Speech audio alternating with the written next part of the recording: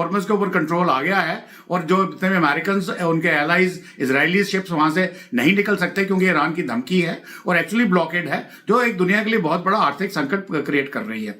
यदि हुतीज बाबल मंडप को भी बंद करते हैं तो उसमें ऑयल सप्लाई के अलावा इवन जो बाकी दो देशों का जो व्यापार होता है via Mediterranean Sea, Suez Canal, Red Sea and into the Indian Ocean, वो भी बंद हो जाएगा। यहाँ पे ऑलरेडी ईरान ने हुतीज को बोला है कि आप इसको भी ब्लॉक करने की कोशिश करिए और शायद हुतीज ने थोड़ी धमकी भी दी है, स्टेटमेंट्स आई हैं। परंतु एक बात निश्चित है, यदि बाबल मंडप और स्टेट ऑफ हॉर्मुज को ऊपर ब्लॉकेड लगती है तो ये दुनिया के लिए बहुत बड़ा आर्थिक संकट होगा, जिसको निकलने के लिए कम से कम 5 या 10 साल भी लग सकते हैं और बहुत सारी इकोनॉमीज वर्ल्ड ओवर वो बर्बाद हो जाएंगी। लेकिन दर्शकों,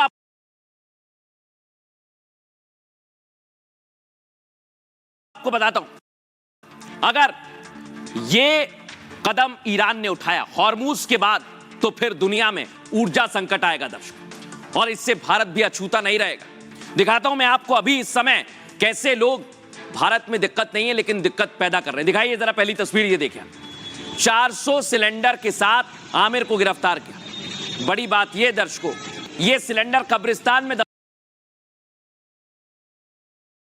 खेत में काफी नुकसान हो गया है, खरपतवार बहुत ज्यादा उग गए हैं, पता नहीं क्या करूं।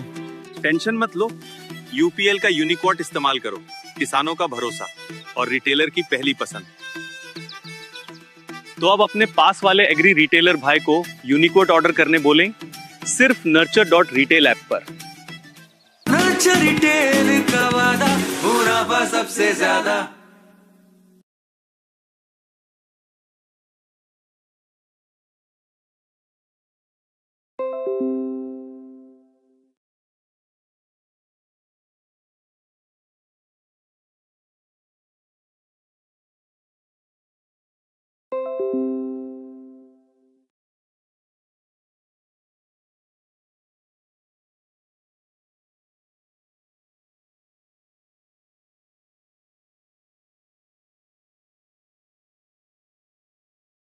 हम ढूंढते हैं, लोगों को नहीं मिलता, गूगल देता है। हमने सोचिए आप, एक ऐसी दिक्कत देश में पैदा की जा रही है जो अभी तक आई नहीं है, लेकिन कुछ लोग हैं दर्शक जो कालाबाजारी कर रहे हैं और उनसे सावधान रहना होगा। लेकिन भारत में सोचिए जरा आप, ईरान युद्ध की वजह से दुनिया में संकट पैदा हो रहा है और भारत में कुछ लोग दिक्कत पैदा कर रहे हैं। तेल और गैस का पर्याप्त भंडार है दर्शक, बावजूद इसके जमाखोरों की वजह से आम लोगों को लाइन में लगना पड़ रहा है। देखिए आप, हैदराबाद में 414 कमर्शियल सिलेंडर जब्त किए गए।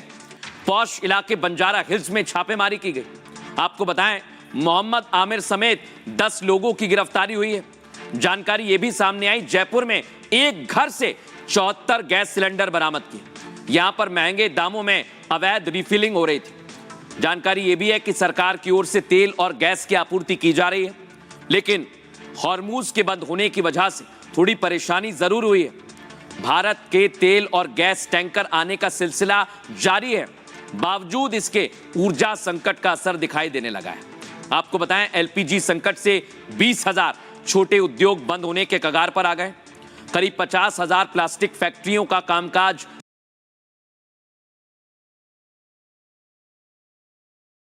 खेत में काफी नुकसान हो गया है, खरपतवार बहुत ज्यादा उग गए हैं, पता नहीं क्या करूं। टेंशन मत लो, यूपीएल का यूनिकोट इस्तेमाल करो, किसानों का भरोसा और रिटेलर की पहली पसंद। तो अब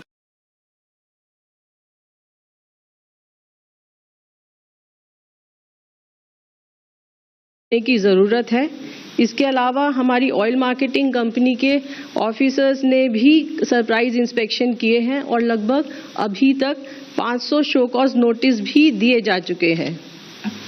अंत में आप सभी के माध्यम से मैं ये कहना चाहूँगी कि हमारे पास पर्याप्त ईंधन मौजूद है और इसकी सप्लाई को इंश्योर करने के लिए भारत सरकार के द्वारा हर स्तर पर प्रयत्न किया जा रहा है। इसलिए मेरी सभी देशवासियों से प्रार्थना है कि कृपया अफवाहों पर विश्वास न करें और अपनी ज़रूरत के अनुसार ही ईंधन को खरीदें।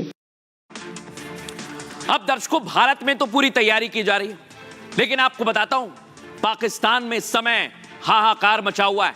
बलोचों ने पाकिस्तान में तेल गैस संकट के बीच एक बहुत बड़ा धमाका करके रिफाइनरी को उड़ा दिया है। दर्शकों दिखाइए जरा कैसे हमला किया गया।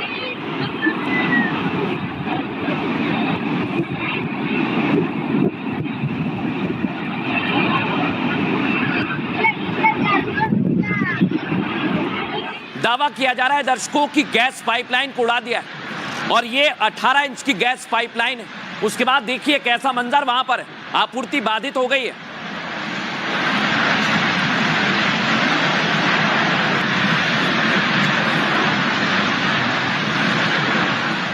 दर्शकों ऐसा ही 12 मार्च को भी हुआ था, ऐसी ही तस्वीर उस वक्त भी सामने आई थी, यानी बलोच लड़ाके पाकिस्तान में तेल और गैस के लिए हमला कर रहे हैं।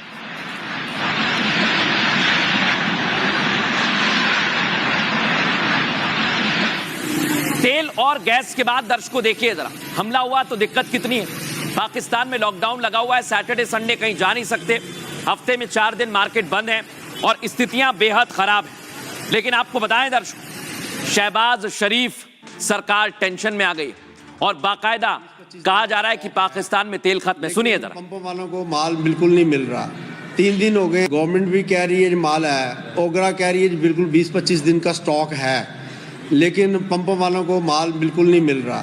3 दिन हो गए हैं, माल नहीं मिल रहा, तंग कर रही हैं सारी ओएमसी हैं। जो हमारी रोज की डिमांड है उससे 50% कट लगा दिया गया, और वो भी मिलता है 2-2 दिन डिले के बाद। बाय दिस वीकेंड हालात इतने खराब हो जाएंगे कि तेल की सप्लाई बिल्कुल ना होने के